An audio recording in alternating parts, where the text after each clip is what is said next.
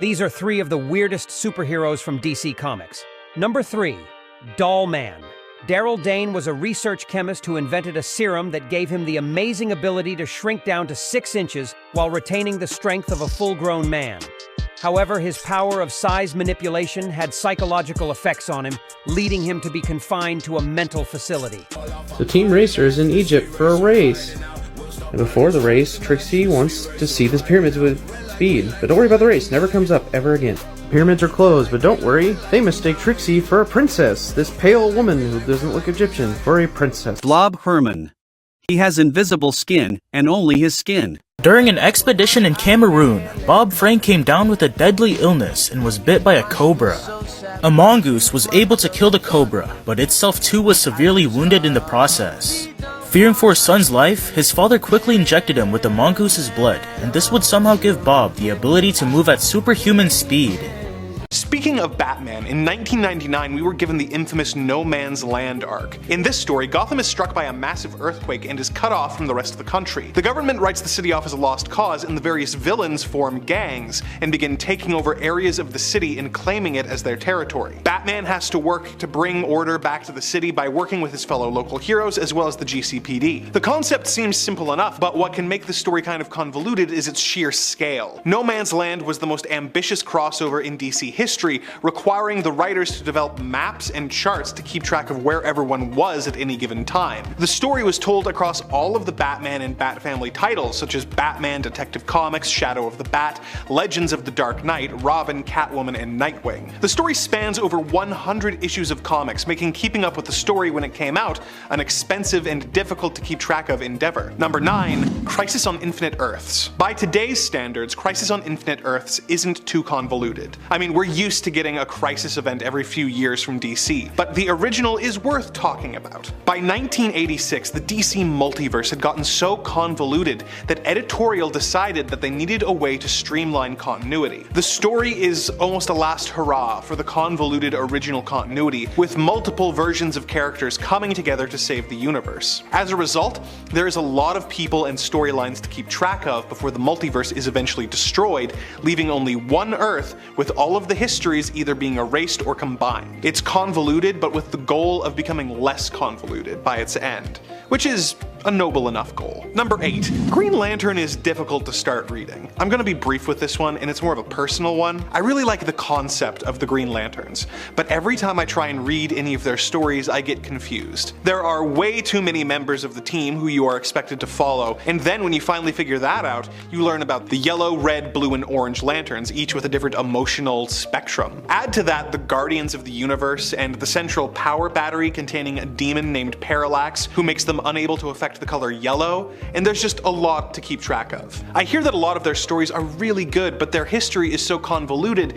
and there is so much homework involved in understanding the lore that it makes Green Lantern a really intimidating title to pick up. Number 7. Superman's continuity. For decades, Superman operated in the New Earth continuity. This is the Superman who showed up in 1986, had the Death and Return arc, married Lois Lane, and had all those classic adventures. In 2011, DC rebooted into the New 52, featuring a different Superman who hadn't had those adventures and was dating Wonder Woman and all that stuff. It was different but easy enough to follow because it was a different continuity. Then, one day, things got weird, and the New Earth Superman showed up right as the New 52 Superman was dying, revealing that he had been transported to this universe with his Lois years prior along with their son John, and had been hiding out the whole time. So, he became the new old Superman. So we had New 52 heroes except Superman, who was the New Earth version. Eventually, to try and retcon this a bit, it was revealed that the two different Supermen were actually two halves of the real Superman.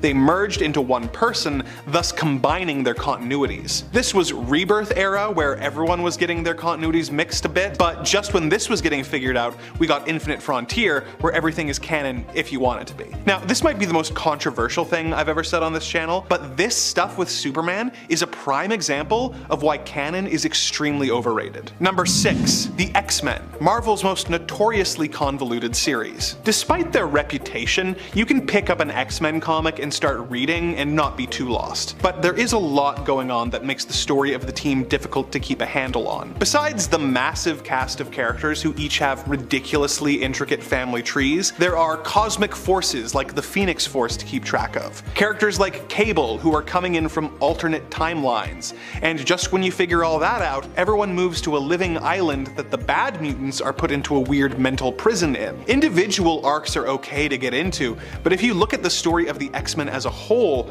it is hard to deny that they have a pretty convoluted history. Speaking of the X-Men, number 5. Wolverine Origins. Wolverine has been alive for a very, very long time, and as a result, he has been through a lot, giving him a very complicated family history. For a long time, his history was a mystery, but over time, it got over-explained. In 2006, Marvel created a series called Wolverine Origins, which was about Wolverine discovering elements from his past, including how linked he is to other characters. This isn't a bad thing, but it doesn't really add to the character's mythos in any meaningful way. For example, he discovers that James Hudson of Alpha Flight, who was one of the first people to help Logan after his Weapon X experiment, was actually one of his cousins. Not only that, but Hudson's half-brother was actually Professor Thornton, the man who captured Wolverine and experimented on him to give him his metal claws. What an interesting revelation. One of his best friend's brothers is one of his worst enemies. Does it ever come up or have any impact on the plot? No, but it sure made his family tree more complicated. The story is filled with these kinds of revelations, which don't really impact the character and have the same energy as Dark Helmet telling Lone Star that he is his father's brother's nephew's cousin's former roommate. It just means absolutely nothing. Number 4. One More Day. Despite the fact that the Spider-Man movies basically just keep telling the same stories over and over again, with a very standard status quo, Spider-Man has grown a lot as a character since he was first introduced. He graduated high school pretty early in his history, and married Mary Jane Watson eventually. They were expecting a child, but MJ had a miscarriage. Peter was a teacher for a while, and during the events of Civil War, he actually revealed his secret identity to the world. Marvel editorial looked at all of this character growth and went, "Blah! Ugh! How do we get back to the status quo people expect?" Their solution was One More Day. In this reviled story, Aunt May is dying,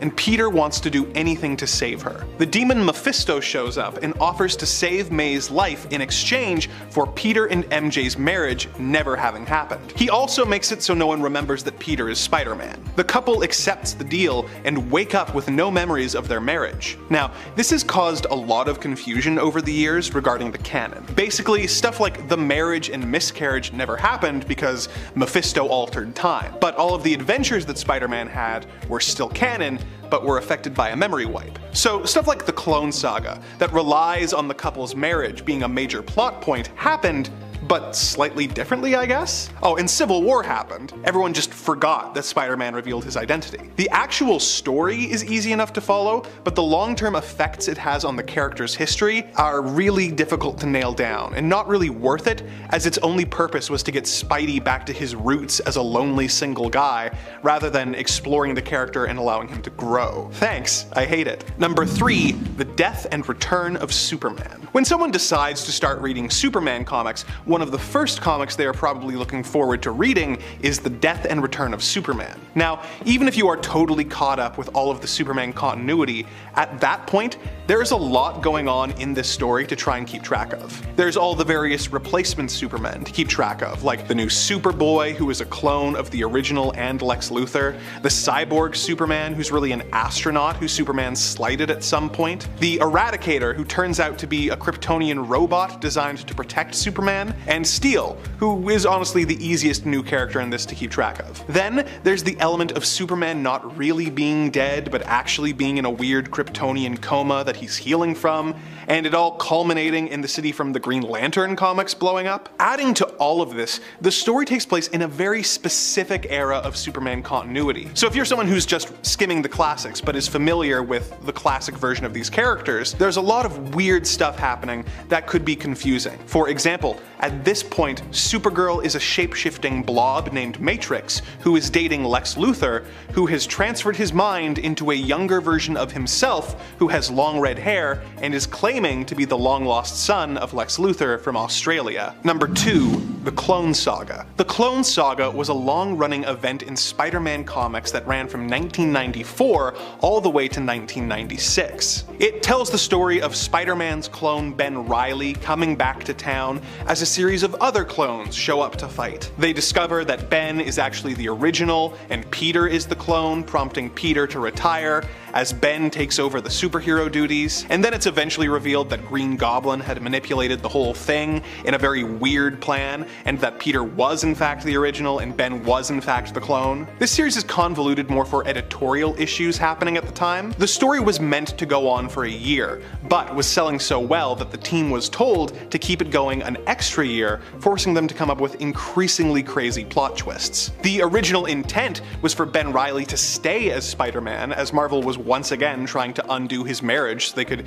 get him back to basics. They eventually changed their minds, fearing fan reaction, and there was constant fights about the direction of the story, with Green Goblin both being alive and responsible being forced on the writers by editorial. To make things worse, all these problems made the story so convoluted that in order for any of it to make sense, people had to read an additional book called The Osborn Journal, which was just completely dedicated to the Goblin explaining his plan so that it even remotely made sense to the reader. Number 1. Hawkman's origin story. Hawkman has one of the most notoriously difficult origins to keep track of in all of comics, so I will be giving you an abridged version of his history. In his original 1940 origin, he is Egyptian royalty who has been reincarnated throughout time as a variety of different heroes before eventually becoming the archaeologist Carter Hall, spelled like this. Carter becomes Hawkman and fights crime. With me so far? When reintroduced in 1961, he is an alien cop from the planet Thanagar named Carter Hall, spelled like this.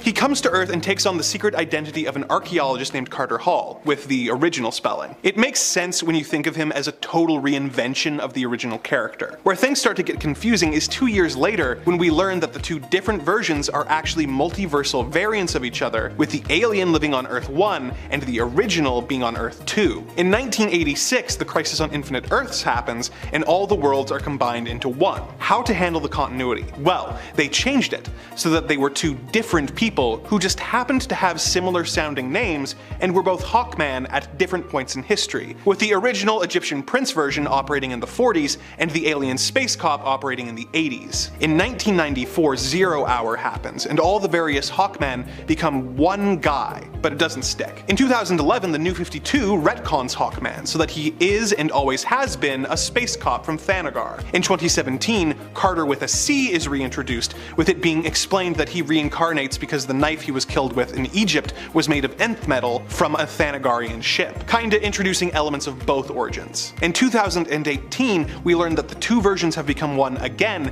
with the space cop being just one of Carter with a C's many reincarnations, retconning the character to be able to be reborn not just in different eras on Earth, but on different planets as well. So to sum it up briefly, reincarnated Pharaoh becomes space cop, becomes two different people. He is retconned to have only ever been a space cop, and is retconned one last time to be a reincarnated Pharaoh who in one of his lives was an alien space cop. Which when you say it like that makes perfect sense. By the way, most of this also applies to Hawkgirl. Coming in at number 10 is The Many Lives of Donna Troy. So some of the entries on this list won't be so much about single storylines, but even the stories of some comic book characters in whole, particularly those who seem to have multiple different lives. For example, Donna Troy. Donna, like Wonder Woman, has several different origin stories, but while Diana's many beginnings are pretty similar to one another in a few ways, the story behind Donna gets more puzzling with each retcon. Donna has been an orphan found and raised on Themyscira as Diana's younger sister, and then she was changed to a creation from part of Wonder Woman's soul, and then she even became a young mirror image clone of Wonder Woman. In the pre-Flashpoint era, Donna got a new origin story that completely changed the previous one on every couple of decades. It was so confusing that the new Teen Titans had a story arc called Who is Donna Troy from 1988 to 89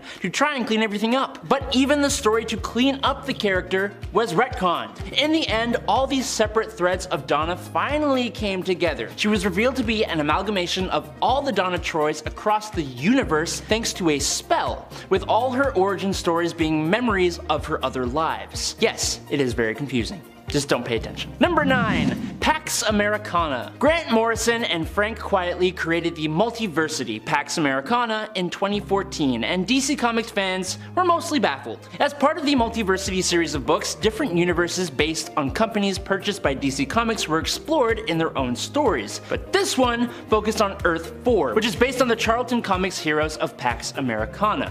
Hence the name. We saw characters like Peacemaker, The Question, Blue Beetle, all that fun stuff, but in a story that almost seemed like a mirror of the Watchmen story with the Charlton characters standing in. The story was also told basically in reverse, but also not really. Ultimately, it all revolves around the president that formed the Pax Americana and the mystery of whatever happened to America's first crime fighter. It's worth a read for sure, and after the initial read through, when you're confused about what's going on, I would maybe look up a guide on how to read it properly and read it again. Number 8. Jean Grey. While Jean Grey coming back from the Dark Phoenix saga was one of the greatest X-Men moments of all time, it was still just a tiny bit convoluted. Basically, it all kicks off when out in space, the X-Men were bombarded with cosmic radiation. While the other members were incapacitated, Jean Grey towed the line between life and death but managed to return everyone alive by making a sort of pact with the Phoenix Force. She was now much stronger and was reborn as the Phoenix. This led to the Phoenix Saga, where by the end of it, Jean as the Phoenix basically saved the multiverse. Unfortunately, it also eventually led to the Dark Phoenix Saga, which told the story of the fall of Jean Grey to Dark Phoenix thanks to the manipulation of the Hellfire Club, which inadvertently subjected the Phoenix Force to emotional concepts it never experienced before. Jean basically went out and destroyed an entire solar system in her rage at being manipulated. After events with the Shi'ar and the X-Men, Jean sacrificed herself in order to save the universe from the Dark Phoenix she had become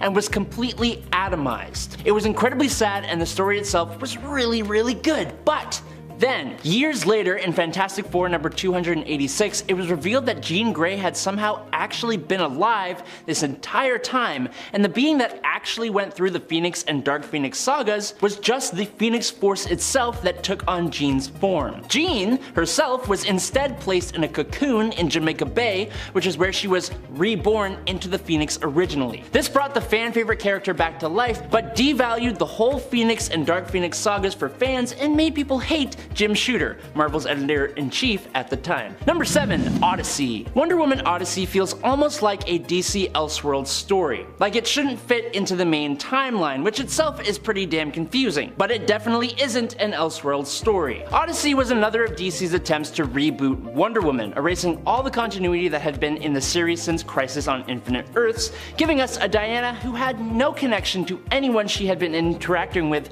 for years in the comics. The story it tells isn't too convoluted itself. It drops us into the middle of the action, making it feel like we have missed a good chunk of the story, but it goes on to tell a pretty linear line of storytelling. It's just so disjointed from the rest of pretty much anything else. But then it was basically completely unnecessary because the same year that Odyssey ended, the entire DC universe was rebooted with Flashpoint and the New 52, with nothing about Diana's new reboot being carried over. Number 6. Marvel 1602. Neil Gaiman's Marvel 1602 is one of my favorite comic book stories, but I will admit it can be a little confusing. Basically, to lay it all out, the universe that it takes place in is Earth 311, which actually got its start in a different alternate reality. On Earth 460, Purple Man used his powers of persuasion to become president for life. In that world, most heroes had been hunted down or had died from old age, but Captain America was one holdout. Unfortunately, he is captured and banished away to Earth 616's 1599, but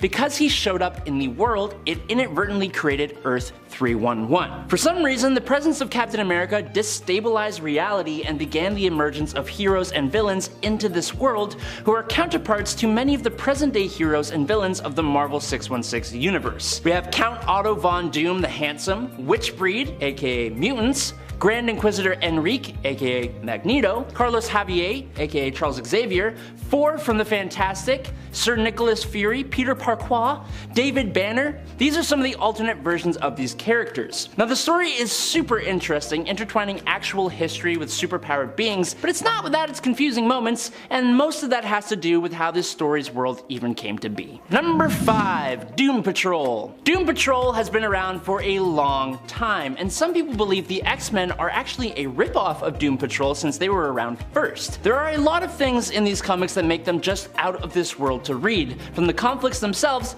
to the villains and even some of the heroes, including a hero that is a sentient teleporting street. Some of the other characters featured include the Beard Hunter, a Punisher kind of character that wages a lonely war against facial hair, the Quiz, a supervillain that has every superpower you haven't thought of, and Flex Mentallo, who uses his power of muscle mystery to turn the Pentagon into a circle. It's just wild, but it's not a bad story by any means, don't get me wrong. It's incredibly thought-provoking and really entertaining to read, but that's only when it isn't confusing. Some of the conflicts we see the Doom Patrol in are just wild. For example, in one storyline, the Brotherhood of Dada ended up trapping all of Paris in a painting, and the Doom Patrol go jumping into that painting, eventually teaming up with the Brotherhood to defeat the 5th Horseman of the Apocalypse that then gets transformed into a kid's rocking horse. The confusingness of this comic, I think, comes more so from a place of just trying to believe what you're reading half the time. Number 4. Final Crisis. If we are talking confusing, then you know one of DC Comics' many crisis events will make the list. Last time we spoke about the Crisis on Infinite Earths, but this time we're going to be talking about the Final Crisis, which isn't actually the final one. You may not be surprised at this point to hear that this confusing story was also plotted out by our friend Grant Morrison, who seems to be responsible for more than half of the stories on this list. For Final Crisis though, there are a few things that just make it confusing as hell. Basically, the story sees Darkseid invade the Earth. That's normal, but it's when the anti-life equation becomes involved that things go all over. In the build-up to Final Crisis, Morrison gave DC a very rough outline of the book so they could do a build-up, but they had their own ideas on what the book should be, so they tailored the build-up to what they thought Final Crisis should be, and Morrison completely ignored everything that DC did. So the build-up is basically useless. The 7 issues that make up the actual story, however, are very hard to follow with the perspective of the story and which characters are involved, jumping from panel to panel and page to page. There are so many different characters involved, some of which are hella obscure, or are returning with no explanation like Barry Allen. I mean, Superman defeats the villain by singing. That's what we're dealing with here. Singing Superman. Number 3, Power Girl. Thanks to Crisis on Infinite Earths, we talked about in part 1, many characters were changed and one of them was Power Girl, and it wasn't for the better. So essentially, after Crisis on Infinite Earths, Kara was no longer the cousin of Superman. Instead, Kara's background was completely altered. With Earth 2 no longer existing, Kara's origin was altered and she was now the granddaughter of the Atlantean sorcerer, Arion, and had been frozen in suspended animation for millennia until the present day, making her actually an Atlantean. She got a brand new costume, and for a really long time she believed that she belonged under the sea, speaking with fish and chilling with Aquaman. This remained the same all the way until Infinite Crisis, when Earth 2 and the original Superman was brought back. Kara learned that it was apparently all a trick, and Kara had indeed been a Kryptonian all along. The Psycho Pirate showed Kara multiple versions of her origin in an effort to drive her insane, but eventually revealed that she was not only Kryptonian, but also a survivor of the entire Earth 2 universe, and she regained her memories when she met Lois Lane Kent. And then we have Supergirl, who is also an alternate reality version of the same person, and we're not going to talk about that. Number 2, Generations. The DC Elseworld stories are some of my favorite ones, because largely, the stories are self-contained. Doesn't mean they can't be convoluted though. Elseworld's Generations is a great example. Generations basically gets rid of the idea of comic book time, following Batman and Superman's first appearances in the 1930s and then onward in real time. The two heroes basically remain unchanged throughout time, which makes sense for Superman, but for the Dark Knight, he exists forever because he essentially becomes the immortal Ra's al Ghul. It's not too bad, but it's in the 3rd arc of the series, Generations 3, things get really wacky. Centuries pass between each of the 12 issues in the arcs, which is confusing enough if you aren't prepared for it. But then, in the final issues, that's when Darkseid invades and time travel rears its convoluted head. In the final battle, Batman and Superman are transported back to the 1930s and the first issue from Generations 1. When the day is finally saved, Supes and Batman lose all their memories and start all over again, basically meaning Generations is one big convoluted circle. And finally, in at number 1, Carol and Marcus. This one is not only confusing, but it's a little disturbing too, which I think might also help to make it even more confusing. So basically, in Avengers 197 from 1980, Carol Danvers, back when she was Miss Marvel, discovers that she's pregnant. She doesn't remember how it happened, and that sweet baby is growing pretty quick. Not 3 issues later, in Avengers 200, Carol pops the little sucker out within days of even finding out that she was pregnant. All the Avengers are like weirdly excited about it, as if it's not the weirdest thing ever, and they treat Carol like she's the unreasonable one for not being excited. The baby, who has been named Marcus, grows up into adulthood in basically hours and reveals that he is actually the son of Immortus, the ruler of Limbo and one of the different incarnations of Kang the Conqueror. Immortus had Marcus with a woman he had apparently plucked out of time, but Marcus was trapped in Limbo until he could be born on Earth. So, Marcus had brought Danvers to Limbo, romanced her with a combination of charm and quote, subtle manipulation from Immortus' machines, and he got Miss Marvel pregnant so he could be born on Earth. The fact that they go on to explore the romance before it was retconned is one thing, but like, scientifically, that actually makes no sense, and it's confusing as hell. Number 10. What if Daredevil killed the Kingpin? That's exactly what happened in issue number 2 of the 1989 series. Following the events of Born Again in this alternate reality, Matt Murdock loses his mind, driven insane as a result of being tormented by Wilson Fisk, which honestly makes sense to me. I know I would be driven insane if all of that stuff happened to me. This causes Matt to take the fight directly to Kingpin, who he simply takes out by shooting him. After this detail is exposed, everyone is basically on his trail, including Punisher and Spider-Man. When Matt goes to beg for Richard Fisk, Wilson's son's, forgiveness, even Hobgoblin gets involved in this fray. While Matt ultimately dies in the fight protecting Richard from Hobgoblin, Richard, in an unexpected twist, ends up carrying on the Daredevil legacy. Which I guess shouldn't be too unexpected if you know about, 2099, where it's kind of what happens in 2099. And friends, before we move on to our next spot on this list, if you love what we do here at Top 10 Nerd, why don't you show us you love us by clicking that subscribe button. Number 9. What if Spider-Man had joined the Fantastic Four? Now, you'd think this would actually be one of the happier what if stories, considering when Spider-Man started out, this was actually like one of his dreams to join the FF team, but he was denied it. However, in this universe, they do decide to allow Spider-Man to join them, making his dreams come true, but it actually ends up worse than if they just refused him like they did in the main continuity. I also think that this first issue of What If is pretty important, as it really sets the tone for what these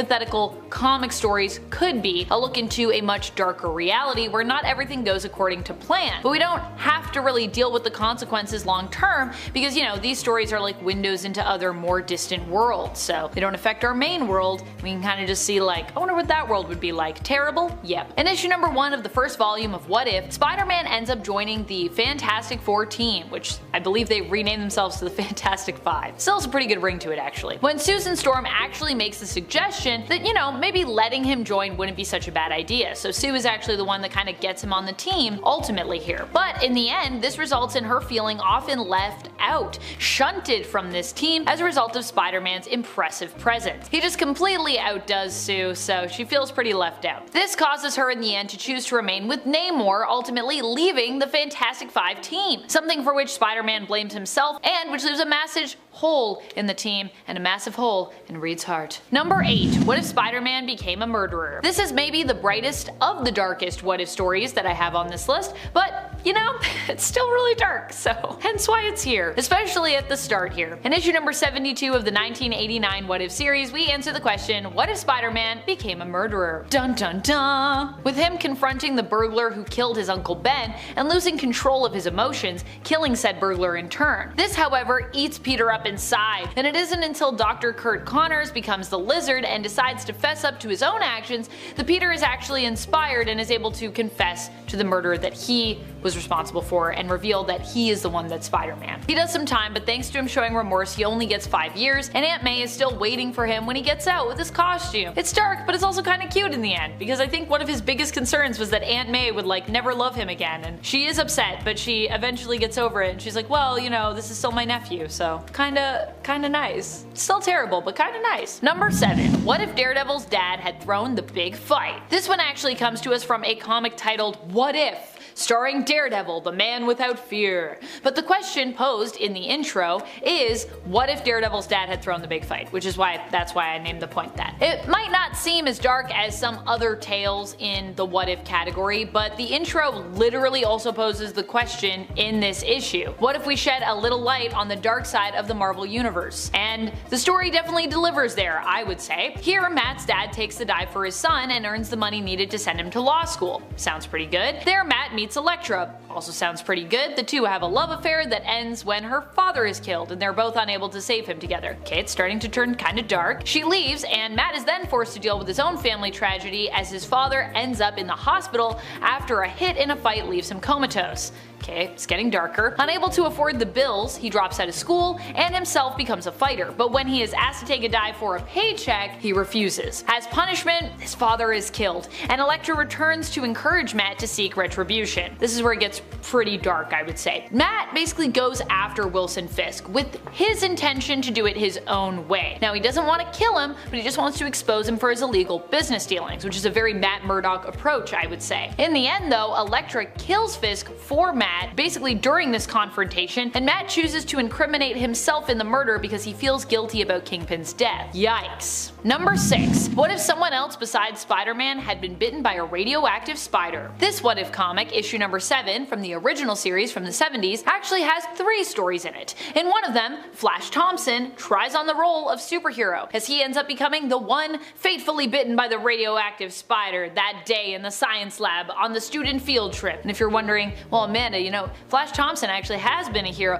I know he's been a hero in the main continuity, but I mean, in this reality, he's trying on the superhero role of Spider-Man. He becomes Spider-Man and does his best to be a great hero, but actually dies during his attempt to be one. Sad. He fights the Vulture, and it's during a battle in the sky where the Vulture successfully manages to kick Flash off of him that Flash's Spider-Man falls to the ground. Unable to find much in the way of cushion or slowing his descent, the fall does him in, and Peter Parker finds Spider-Man in the alleyway, unmasking him to recognize the face of Flash Thompson, the ire of his high school experience. Now acknowledging the fact that Flash was Spider-Man though, Peter seems to forget all about this as he actually mourns the loss of Thompson, which makes it even more sad. Number 5. What if the alien costume had possessed Spider-Man? One of my personal favorites and definitely a dark story. This one involves Spider-Man being fully overtaken by his black suit after Reed attempts to remove it. In the end, Peter is drained of his life energy by the suit, which does inevitably leave him. Prematurely aged by this process, he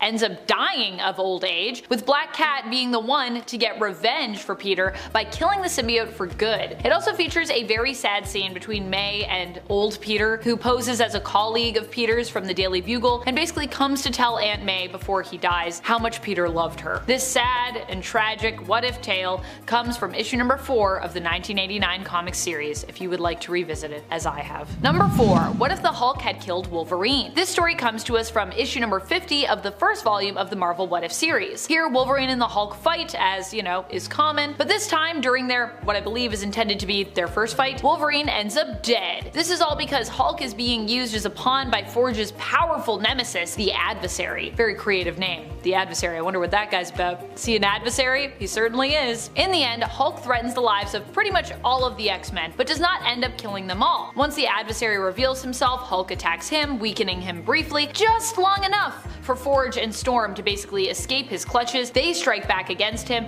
and with Forge managing to cast a spell to defeat the Adversary, and basically seals the Adversary off in another realm, banishing him from their reality for good. Still, while there are survivors of this battle, when Hulk transforms back to Bruce Banner, Bruce is confronted with the fact fact that he has taken multiple lives during this rampage, and that pretty much breaks Bruce, so I would say this is pretty tragic. Number 3. What if the Punisher had killed Spider-Man? This comic has maybe one of the darkest endings around. In it, Punisher is tricked into killing Spider-Man. He's promised basically funds to help him in his fight against crime and those who took his family from him, and Frank is also made to believe that Spider-Man himself is a criminal and is not actually a hero. However, after killing Spider-Man, Frank learns the truth. He manages to track down the man who misguided him, the Jackal, aka Professor Miles Warren. He figures out that the Jackal is Warren, and insists that they wait for the cops instead of just, blowing Warren away. However, when the cops do arrive, it's revealed what Frank's real plan is here, to basically kill the Jackal in front of the cops and in return be killed by the cops, believing he deserves himself to be punished for what he did to poor Spider-Man. This all goes down in What If, issue number 58 from the 1989 series. Does seem like a Frank solution to a problem where he blames himself for something. Number 2. What if Flash Thompson became Spider-Man? I was kind of thinking that maybe in this story, Flash, might get a break here. But even here, he has a pretty bleak tale attached to him in another alternate reality where he also becomes Spider-Man instead of Peter Parker. The story culminates in a heated moment where Peter discovers Flash's secret, that he's Spider-Man. Filled with rage, Flash doesn't listen to Peter's pleas for help and instead blames him for everything that has gone wrong in his life recently, shouting at Peter, "You ruined my life," before hitting him with a deadly punch that basically cost Peter his life. This story comes from the 2018 What If Spider-Man comic, and I would recommend checking this one out. It's wild. Number 1. What if Phoenix had not died? The title for this story makes it sound like it might even be a positive and happy story, but don't be misguided, it's not happy. Well, it starts off pretty optimistic with the Phoenix not dying but being redeemed and even helping to defeat Galactus. In the end, the Dark Phoenix power does consume Jean, causing her to turn on her teammates, so she becomes, dark again. She kills not just the X-Men, but the world in her rage and sorrow, with her anger and fire continuing to spread outward, engulfing the universe. So not only do her friends die, the X-Men obviously, the world, but the universe is also completely endangered, so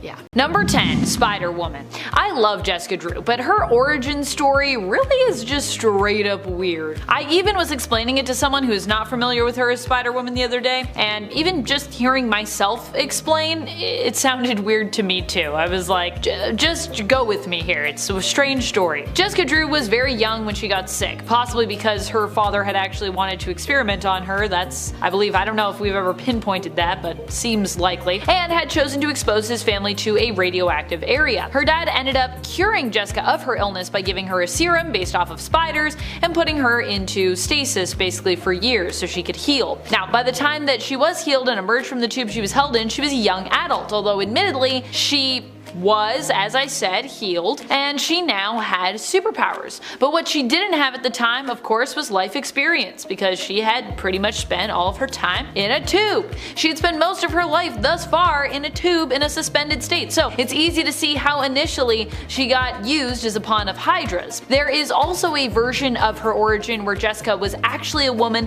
who started out as a spider who simply evolved into a human form, which is even more bonkers of a story. Fortunately, this was later retconned to be a false memory implanted in Jess's mind, so that's how we make sense of that, although it is still a weird detail that someone would be like, yeah, I'm just gonna mess with her and make her think she evolved from a spider. Why not? And friends, before we move on to our next spot on this list, if you love what we do here at Top 10 Nerd and you love when I talk about weird comic book stuff, I love talking about weird comic book stuff, check out our Top 10 Weirdest playlist. We all talk about weird stuff over there. It's a lovely playlist. Number 9. Captain Marvel. Carol Danvers' origin started out weird and only got weirder with time, it seems. This one is weird to me especially because I feel like it was kind of given a retcon that it didn't really need, but it got it anyways. But at the same time, I also acknowledge that the retcon may have simply been added to make Carol's origins make more sense or appear more streamlined. Carol Danvers was a security guard who ended up acting as an ally for and falling in love with the original Mar-Vell. At one point,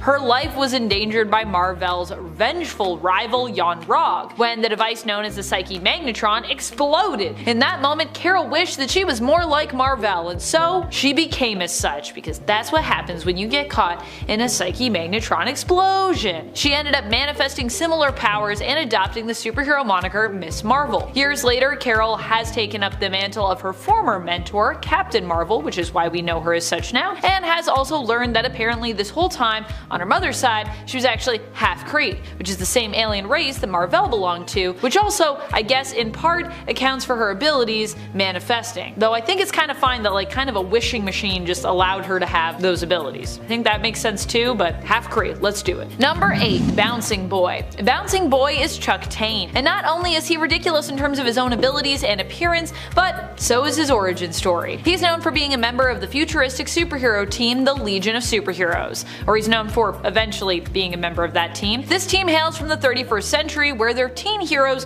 who are known not just for protecting the Earth, but also any other worlds that belong to the group known as the United Planets. Bouncing Boy himself initially was not considered good enough in the original continuity to join the Legion, trying out and failing to be accepted twice prior to finally securing his place on that team. Probably because of how odd his powers are, honestly. One day during a sports match, he made the mistake of drinking super plastic fluid by accident, which is what gave him the ability to basically inflate himself and turn himself into a human bouncing rubber ball. Why we call him Bouncing Boy. Number 7. Hellboy. Some might not think Hellboy's origins are that weird, but I would challenge that line of thinking. I think Hellboy's origins only seem normal because we know him so well at this point. But it's pretty weird that an organization who is kind of known for hunting monsters would retrieve him after he was summoned by a dark World War II German cult and apparently is destined to bring about a massive apocalyptic event, and yet would still choose to raise and adopt him and just raise him up among their ranks. It just seems like an odd choice, I think, when we consider his origins. I love it for him, but it's weird. Number 6. Vampirella. Vampirella has to have one of the weirdest origin stories ever. Possibly one of the reasons that I love her so much. Especially when you consider how many times it has straight up changed on her. She's had a lot of retcons in her origins. I think my favorite one though, my favorite version of her origin though, is still kind of the weirdest by most people's standards. Her first origin. Although to me, this one actually feels a lot simpler than the rest of what we were given for Vampy later on with Lilith and Hell and all that stuff. I'm not talking about that aspect of her origin, but instead I'm talking about Draculon, the original Draculon, which initially was a whole other planet in outer space where a bunch of other alien vampires like Vampirella lived. Instead of having water on their planet, blood flowed through and around it. But after a catastrophic event where all the blood basically kind of like dried up, they had like a major drought, Vampy left her homeworld for Earth. She even makes her way to Earth in a very interesting fashion, basically kind of like hijacking the spaceship of some astronauts who crash landed on Draculon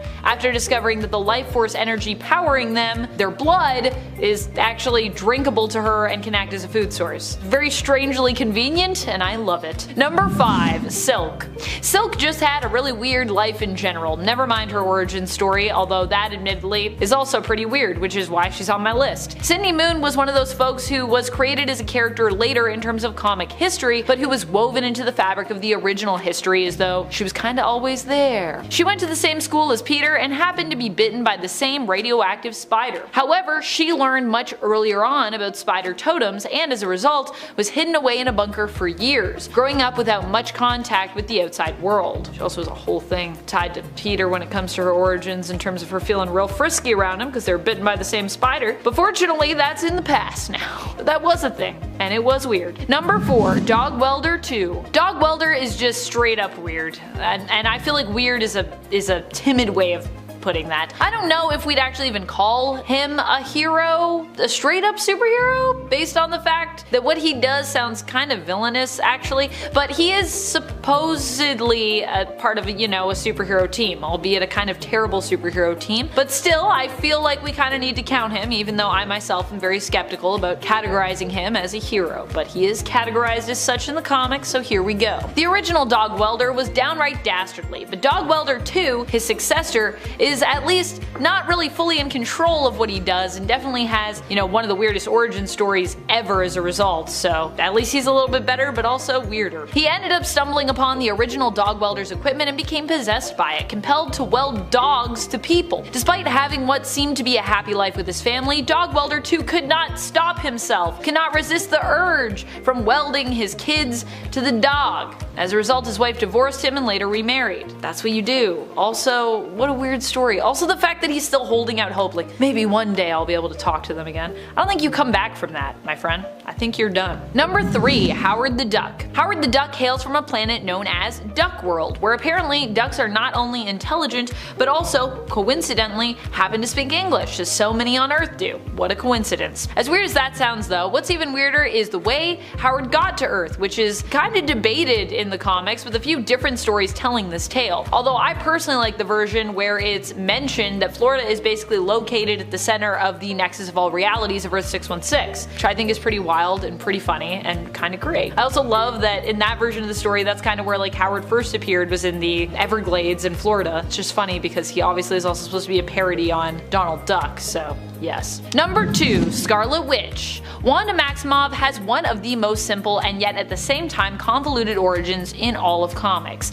Initially, she was simply a young woman who was a mutant and was saved by Magneto alongside her brother Pietro, aka Quicksilver. Feeling indebted to Magneto for saving their lives from an angry mob, they pledged themselves to Magneto's cause, serving him as members of his Brotherhood of Mutants, or Brotherhood of Evil Mutants if you prefer. However, later on, we learned that Magneto was also their dad, and that the children were simply adopted by the Maximoffs. It's kind of have like two groups of parents. Wanda's magic would go from mutant originating hex powers to being tied to Chthon to chaos magic to simply just magic that was passed down from her mother, who is also known for being a powerful witch. And Magneto would go from being unaware father to birth father to emotionally complicated dad to Magneto, you are not the father. And more recently was like more of an adopted father to Wanda and Pietro himself before he kick the bucket, although he'll probably be back at some point soon if he's not already at the time of this recording. Wanda would go from being mutant outcast to mutant villain to mutant pretender, having been revealed as someone who was simply made to look like a mutant after being experimented on very early in life by the High Evolutionary for some reason, and finally back to being cool with mutants again after she was able to help them access sort of lost consciousness backups for mutants long thought lost and therefore unresurrectable. Basically, Scarlet Witch is just weird. That's the only way it goes. Doesn't matter what part of the origin story we're at, it's crazy. Number 1. Jessica Jones. Jessica Jones is another one of those characters who is retroactively given close ties to other heroes, with her character having been created later on in the early 2000s. But if you thought Silk was wild, Jessica goes pretty crazy into that. She had a crush on Human Torch, went to the same school and was in the same grade as Peter Parker, and her dad worked for Tony Stark. What? She would end up being exposed to radioactive chemicals in a tragic car crash that the rest of her family perished in. During her first flight, where she lost control of her powers, Thor saved her. Thor. Shortly after this, Jessica would take up the superhero name of Jewel and would end up almost immediately afterward being controlled by the Purple Man and forced to do what he bid her. All in all, her origin is pretty messed up and also just pretty wild. Number 10. Dead Man. Dead Man first appeared in Strange Adventures number 205 in 1967, and while he is rarely if ever talked about in the same circles as most of the other origin stories on this list, I find his origin relatively unique and compelling. Boston Brand was a daring circus trapeze artist known for his gruff exterior that hid a heart of gold. This gruff exterior caused him to have a lot of people who disliked him. He was known for performing death-defying acts while dressed in a corpse-like mask, until one day, during his show, he was shot and killed by persons unknown. Due to him being well liked by the Hindu goddess Ramakrishna, Brand was allowed to stay on Earth as a ghost so that he could help protect the innocents and track down his murderer and bring them to justice. He is invisible to pretty much everyone, but he has the power to enter the living and possess and control their bodies, which really sets his story apart from other heroes. His story is interesting because it tackles mortality as well as regret, and it is a catalyst for a lot of growth for Boston, despite the fact that he is a dead man. Number 9. Captain America. Captain America first came on the scene in late 1940 in Captain America Comics number 1, featuring the hero punching out the leader of the German army almost a year before America entered World War II. His origin is beautiful in its simplicity. A frail man who has been deemed unfit for service in the US military desperately wants to serve his country, and agrees to undergo an experimental procedure that will grant him incredible abilities. Before the formula can be used to create more super soldiers, a spy destroys the formula and kills the professor who created it, leaving Steve Rogers as the only super soldier. He becomes Captain America, but his secret identity is soon discovered by a young boy serving as the regiment's mascot named Bucky Barnes. And Steve decides that the most reasonable way to deal with this is to bring the small child with him into an active war zone as his sidekick. The nuances of his origin have been explored more in the years since, but it is otherwise unchanged and was very faithfully adapted in the MCU film adaptation. Not so much in the weird 70s made-for-TV movie though. Interestingly, the first time we meet Steve in the comics is when he's undergoing the procedure, so we don't really get to know anything about his character before he is Captain America. Number 8. Wonder Woman. In her initial appearance in 1942's All-Star Comics number 8, Wonder Woman's origin was that she was the daughter of Hippolyta, the queen of the Amazons. Hippolyta desperately wanted a child and prayed to the gods to bring life to a clay statue of a little girl that she had made. You know,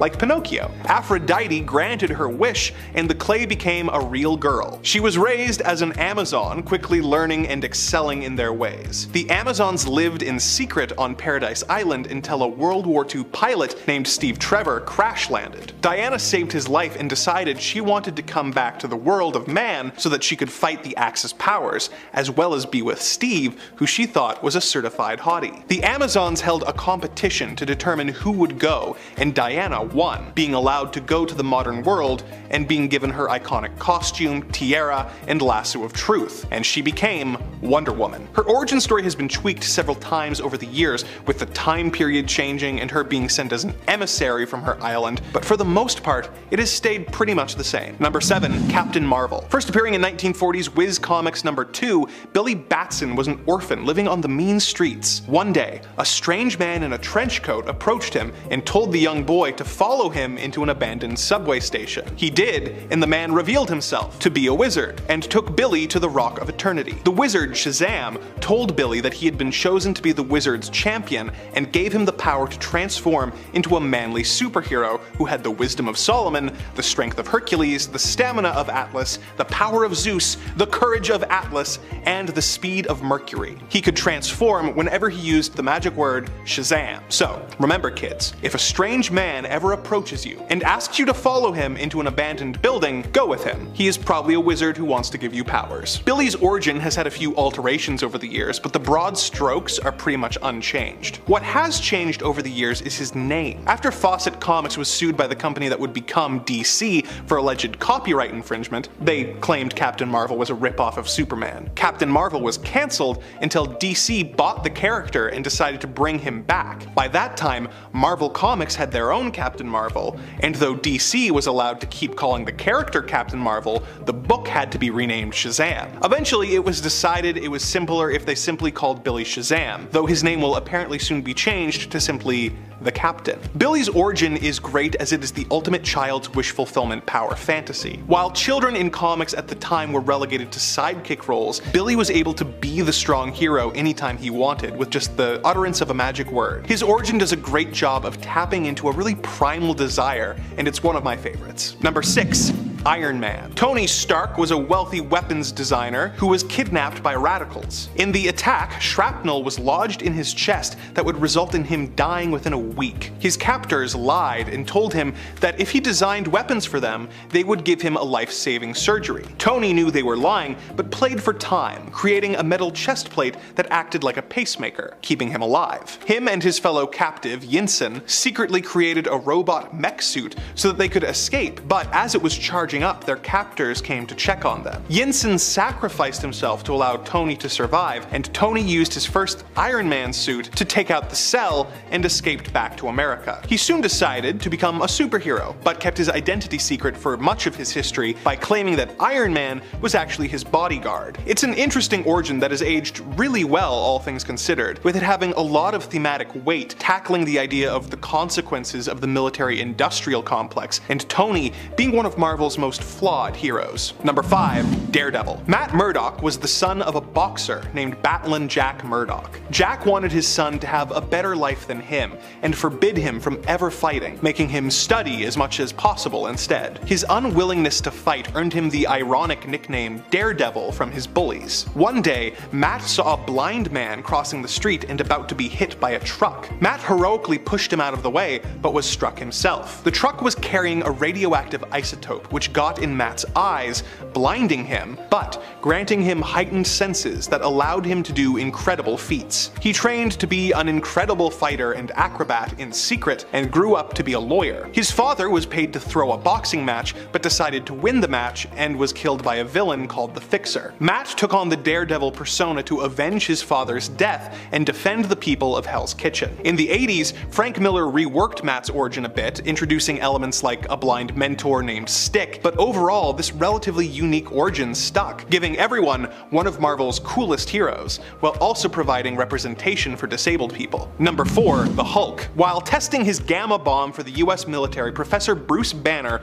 realized that a teenager had wandered onto the test site, so he got him to safety but was caught in the blast himself. This changed him so that whenever he became angry, he would transform into the Hulk, a giant green, or gray, rage monster. The monster is frequently misunderstood and chased by the military, resulting in destructive rampages from the creature, but he has also tackled his fair share of supervillains, saving the world several times. The Hulk has changed a lot over the years, going from gray to green in his first few appearances due to printer issues, being transformed by the setting sun in his original stories, then using a gamma ray machine to control the transformations, and eventually having them be triggered by emotional stimuli. But the cause of Bruce's powers has remained consistent in the many years of the comics, with its atomic Frankenstein meets Dr. Jekyll and Mr. Hyde themes providing Marvel with one of its most unique and interesting characters. Number 3. Spider-Man. We're in the top 3, but really, any of these next ones could be number 1 depending on your personal preference, due to each of them being absolutely iconic. When a teenager named Peter Parker was bitten by a radioactive spider, he was granted spider powers, which he decided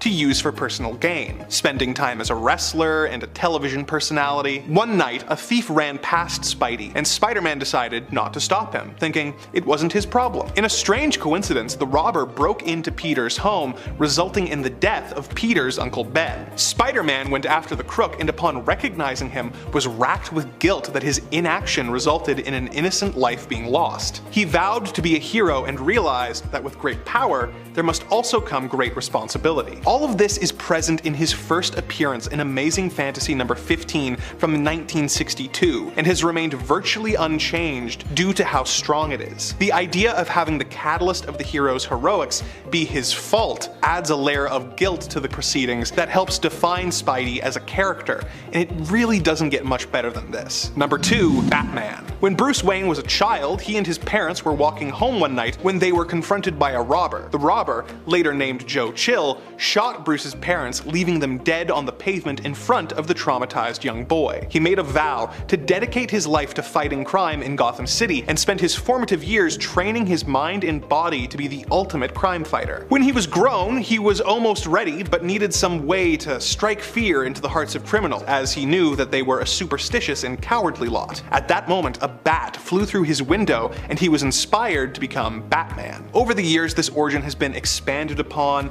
and his time training has been more fleshed out, but that's his origin, and it's perfect. It's dark and gothic and perfectly suits the character. It is so ingrained in our public consciousness at this point that we're kind of sick of seeing it, or even hearing about it whenever the character brings it up in media. At this point, you could just have Batman show up and never mention why he does it, and everyone would still know, and that's the mark of a strong origin. Number 1. Superman. When the planet Krypton was about to be destroyed, one child was placed in a rocket and sent to Earth so that he might survive. Once on Earth, this child was raised by a kindly couple who taught him right from wrong. When he grew up, he decided to use his powers for good and be a superhero. Disguised as mild-mannered reporter Clark Kent, whenever trouble strikes, he becomes Superman. Superman. This origin was present in its broad strokes with the character's first appearance in 1938's Action Comics #1, which features the doomed planet and sent to Earth in a rocket elements. A year later in Superman #1, the story was expanded upon, introducing the Kents who took him in. And in the years since, the origin has been reinterpreted and expanded upon, but all of the initial elements are still present. Although,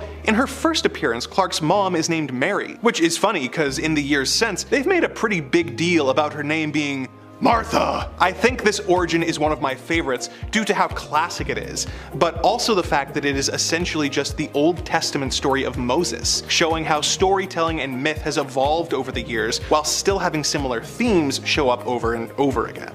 Number 10, Hitmonkey. Hitmonkey. Oh man, I love Hitmonkey. Initially, Hitmonkey was just a monkey living up in the mountains until a human assassin wandered wounded into his clan. They took in the human and nursed him back to health. The monkey who had become Hitmonkey was nervous about the man's presence and at one point rebelled against his clan for their decision to continue to offer refuge to the assassin. Monkey violently struck out and was banished as a result. However, during his time away, he spotted other armed men in the wilderness and rushed back to warn his clan, but unfortunately he got there too late. They had all been killed in the attack, with the assassin also dying. Swearing to get revenge, Hitmonkey was born that day, as he wielded the assassin's guns, and would continue to be guided by the spirit of the dead assassin, who helped him on his quest and also sought to resolve his own unfinished business through Hitmonkey.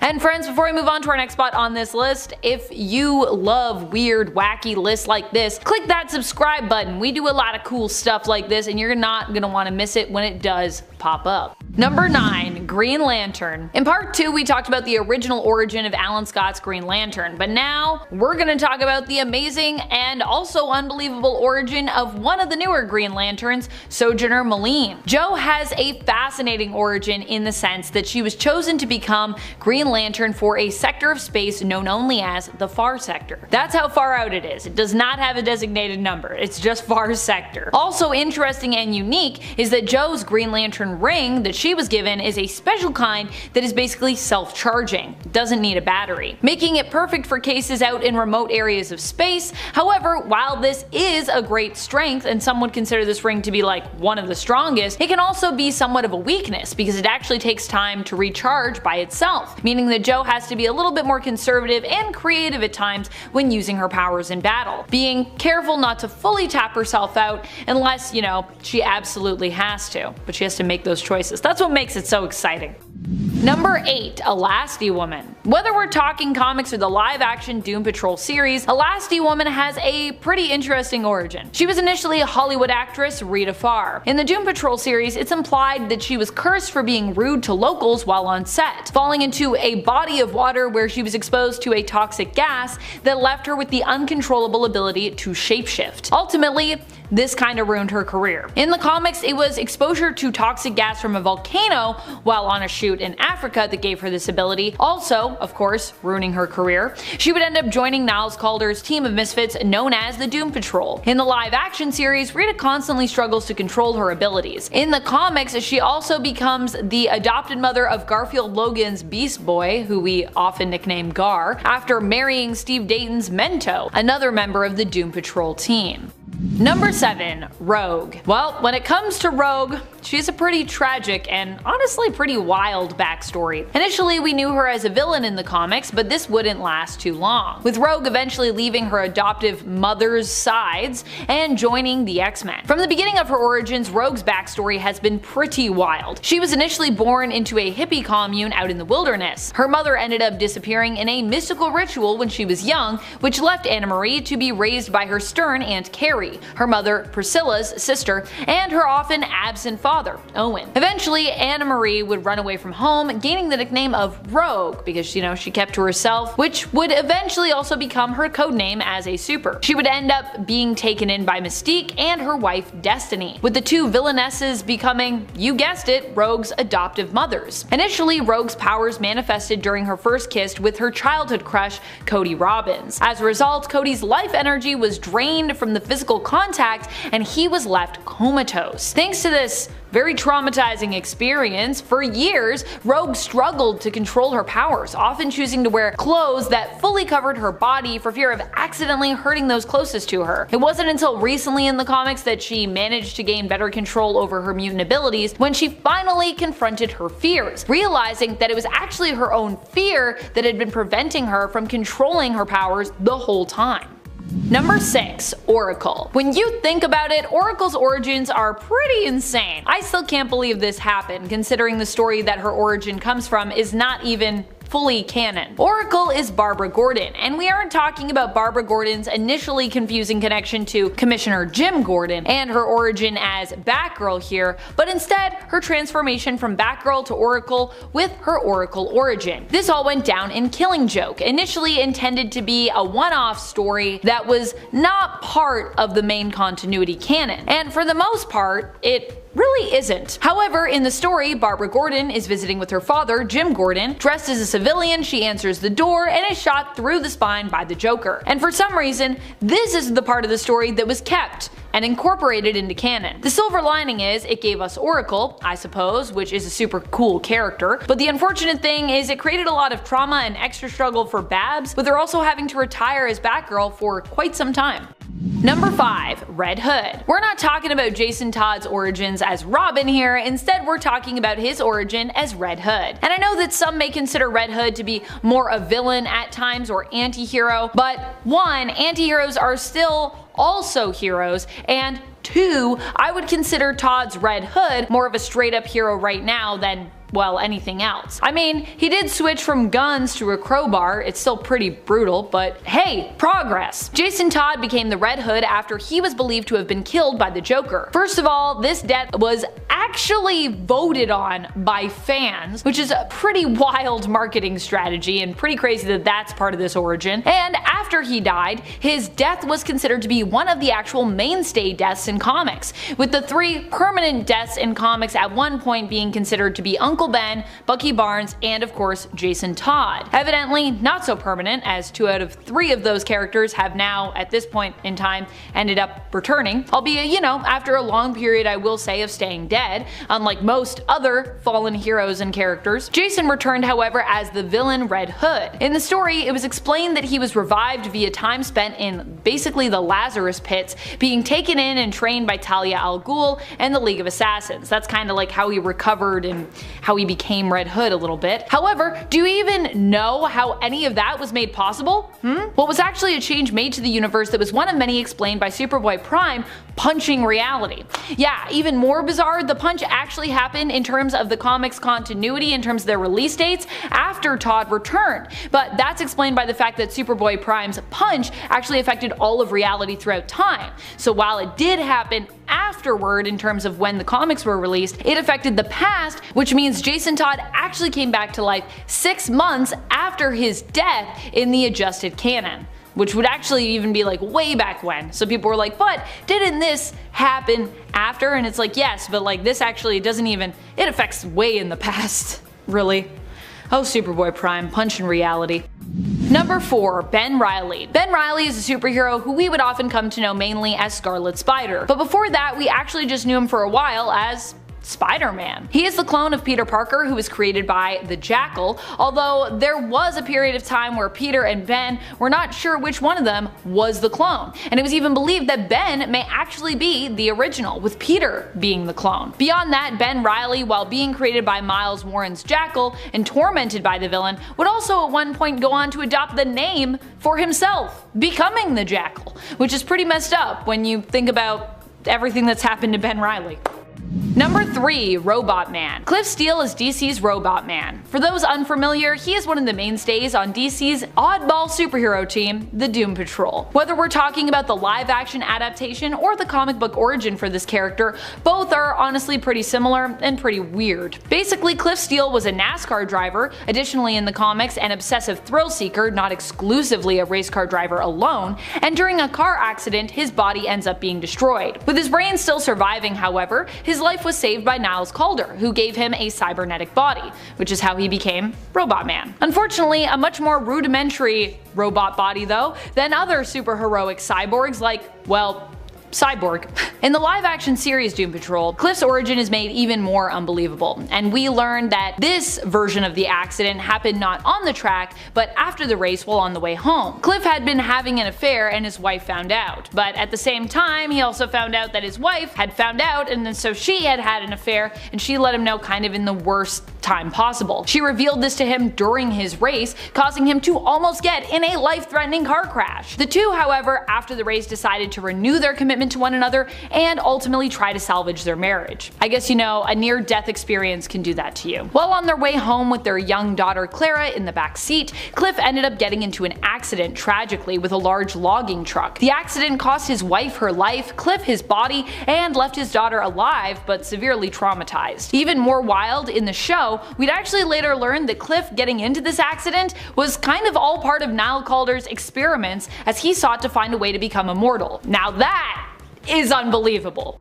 Number 2, Longshot. Longshot is the son of Shatterstar, and he's from Mojo World, so he's pretty much as weird as it gets just with that. Longshot was basically created as a clone of Shatterstar who ended up being sent back in time to the Mojoverse by Mephisto. But it also gets even weirder for this character when you factor in his jumps back and forth from the Mojoverse to Earth and back again, and it gets even weirder when you factor in Shatterstar's origins.